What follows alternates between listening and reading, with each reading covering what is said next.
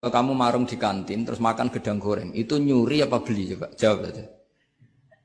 Kalau dikatakan beli kamu belum bayar. Kalau dikatakan nyuri terang-terangan. Coba kalau mbak-mbak milih mana? Itu nyuri apa beli? Kalau beli belum bayar. Kalau nyuri kok terang-terangan ya? Enggak nyuri apa beli?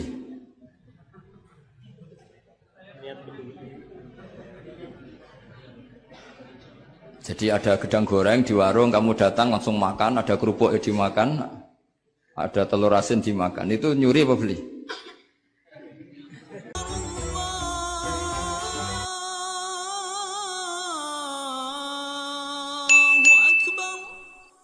Ya ini ada tiga berarti ya, khitabun lin nabi, tapi yang dimaksud umatnya, khitabun lin nabi yang dimaksud adalah nabi saja. Terus ketiga, khitabun lin nabi yang dimaksud plus umatnya.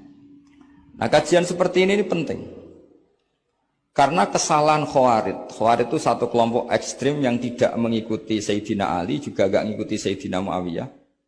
Tidak mengikuti Ali, juga gak mengikuti Muawiyah. Disebut Khawarij. Khawarij itu jamaknya Kharijah. Dia keluar dari pikiran ala Sayyidina Ali, juga keluar pikiran dari Muawiyah. Di sini disebut dia khurud. Khurud dari kata Khawarij. Serba keluar, dia tidak ngikuti sana, tidak ngikuti sini. Akhirnya disebut Khawarij. Nah Khawarij itu orang yang berpikir sesuai kritik yang dilakukan Quran. Tapi mereka lupa bahwa yang punya otoritas kritik itu Allah. Karena yang kalau boleh sama-sama terganggu, kerajaannya itu hanya Allah. Gini saya beri contoh ya. Yang punya hak ketika sepeda motor saya kamu pakai, yang punya hak menentukan itu gasap apa pinjam itu saya apa orang lain? Saya.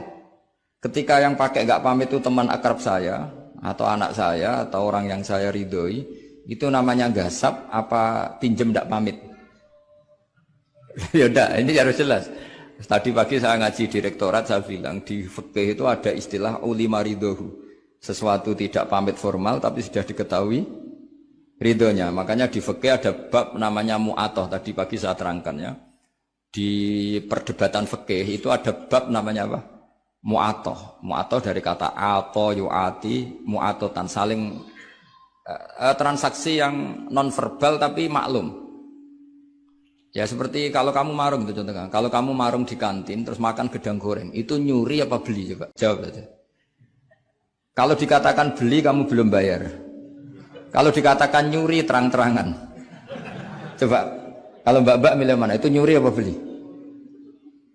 Kalau beli belum bayar. Kalau nyuri kok terang-terangan ya. Enggak nyuri apa beli?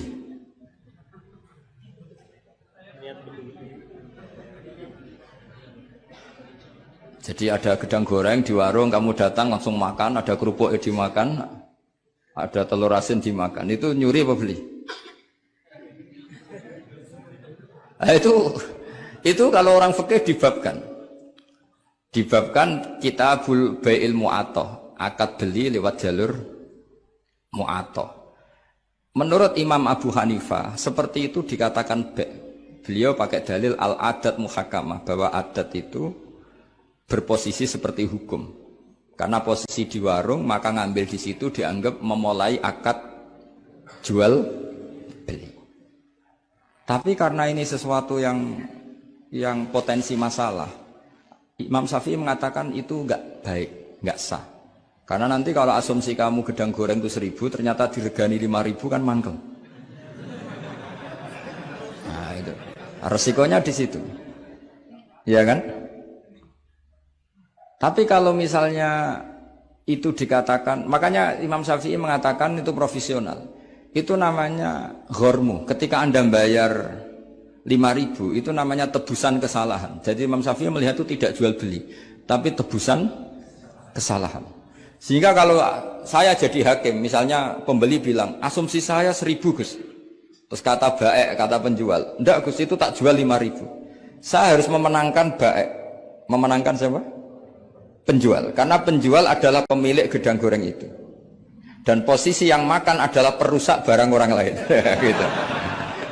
Sehingga dimenangkan penjual. Ya dimenangkan bencuan. Kenapa dimenangkan? Karena cara berpikir fikih, karena dia yang punya otoritas itu, punya otoritas kepemilikan. Itu dalam fikih madzhab apa? Syafi'i. Nah, itu penting dalam analogi surga dan neraka. Orang Khawarij itu kalau ada orang dosa, itu dikatakan sudah tidak Islam lagi, dia sudah keluar dari Islam. Orang dosa itu wajib disiksa oleh Allah. Mereka bilangnya ya wajib. Dalam kelompok Islam itu ada kelompok namanya Khawarij, orang yang sangat ekstrim dalam berpikir. Dia mengkafirkan orang yang melakukan dosa apa? Besar, dihukumi kafir. Tapi pendapat ahli sunnah enggak, orang dosa besar ya dosa saja, tapi enggak usah dihukumi kafir. Kenapa? Cara berpikir ahli sunnah, surga neraka itu milik Allah. Kalau yang punya saja enggak apa-apa, ngapain ada yang ribet? Yang punya surga neraka itu Tuhan, dan Tuhan memanggil-manggil orang yang salah itu disuruh tobat. Anibu ila rabbikum. Wahai hambaku yang berlebihan, yang masih dosa, ayo kembali ke saya. Kapan saja kembali ke saya tak terima. Sehingga dalam madzhab ahli sunnah, otoritas khitab, otoritas kepemilikan yang berhak ya yang punya, orang lain itu nomor 2. Sehingga tadi kalau Anda bawa kayak motor saya, dan Anda teman akrab saya, tidak pamit saya, kalau saya bilang itu nggak apa-apa ya nggak apa-apa. Kalau saya bilang apa-apa ya apa-apa. Nggak penting orang lain. Sehingga ini wilayah yang agak sensitif, tapi ini ilmu, mau tidak mau kita harus dengar. Sehingga di fikih ada bab ulima ridhohu.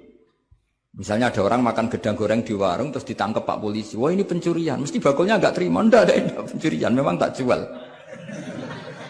Nah, yang kasus begini, ini yang kasus. Ini mungkin kasusnya anak-anak yang masih kos atau masih mahasiswa. Warung kantin dijaga ibu-ibu.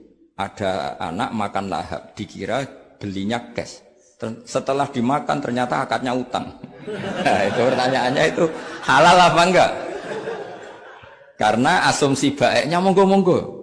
Karena apa sudah mengkhayal nanti ada sekian uang cash didapatkan. Ternyata nyatet atau utang.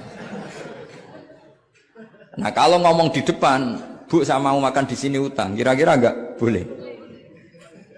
Wah itu ada sekian PR, makanya saya sering muji orang-orang yang enggak alim. Enak-enaknya orang tuh orang enggak alim karena enggak kesulitan seperti ini. Kita sebagai peneliti fikih itu sering kesulitan. Nah sama Anda misalnya naik Grab atau naik taksi atau apa. Ketika Anda naik itu posisinya gasap apa pinjem. Dikatakan akad sewa belum bayar. Dikatakan pinjem nanti harus bayar. Jadi ada sekian masail fikih yang jadi perdebatan. Nah, apapun itu nanti kata finalnya itu dia yang punya, yaitu supir taksinya atau baeknya, penjaga warung tadi. Nah, sehingga hukum itu bagi orang lain sudah tidak sah kecuali bagi yang punya. Nah di sini ini kelihatan benarnya madzhab ahli sunnah wal jamaah. Ahli sunnah mengatakan apapun salahnya seseorang setelah dia beragama Islam itu wilayahnya Allah. Kita tidak bisa berbuat apa-apa. Makanya ada ayat laisalaka minal amri syai'un aw yatuba alaihim aw yu'adzibah. Muhammad meskipun kamu kekasih saya, kamu tidak punya otoritas menentukan si A dimaafkan, si A disiksa. Otoritas itu hanya bagi saya kata Allah. Sehingga banyak orang yang Nabi kurang srek karena membunuh pamannya Hamzah malah dikasih tobat sama Allah. Namanya Wahsy. Wahsy itu orang yang Nabi gak suka karena pernah membunuh Sayyid Hamzah di perang Uhud. Tapi sama Allah marah dikasih tobat. Sa'labah yang sering ibadah di masjid, sering iktikaf, saking seringnya ibadah itu sampai digelari hamamatul masjid, merpatinya masjid. Tapi na'udzubillah beliau malah berakhir dengan su'ul hati. Kita tidak pernah tahu. Kenapa begitu? Karena begini. Wilayah yang absolut itu hanya milik Allah Subhanahu wa taala. Sehingga Nabi kalau ketemu Wahsy ya bilang iman kamu sudah saya terima, Islam kamu sudah saya terima. Tapi saya ini manusia, tolong sembunyikan wajahmu dari saya. Karena kalau saya ingat kamu itu mangkel karena ingat kamu pernah membunuh Hamzah. Tapi saya sebagai Nabi harus nerima iman kamu karena Nabi itu gak boleh dendam. Tapi kalau mangkal-mangkal sedikit kayaknya agak boleh mungkin ya. Mungkin itu ya. Tapi profesional Nabi sebagai manusia gak berkenan melihat Wahsy, tapi sebagai Nabi legowo terhadap imannya Wahsy. Tapi Allah sendiri yang ngendikan laisa laka minal amri syai'un aw yatuba. Coba orang munafik, kayak apa salahnya orang munafik? Tapi ketika Allah ngendikan tentang orang munafik gimana? wa yu'adzibal munafiqina in sa'a au yatuba. Allah bisa saja menyiksa orang munafik insya'a kalau berkehendak au yatuba atau Allah mengasih tobat.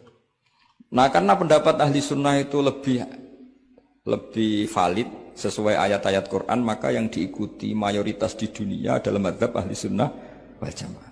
Dan itu dimulai cara berpikir yang sederhana, yang berhak menentukan khitab ya yang punya. Titik.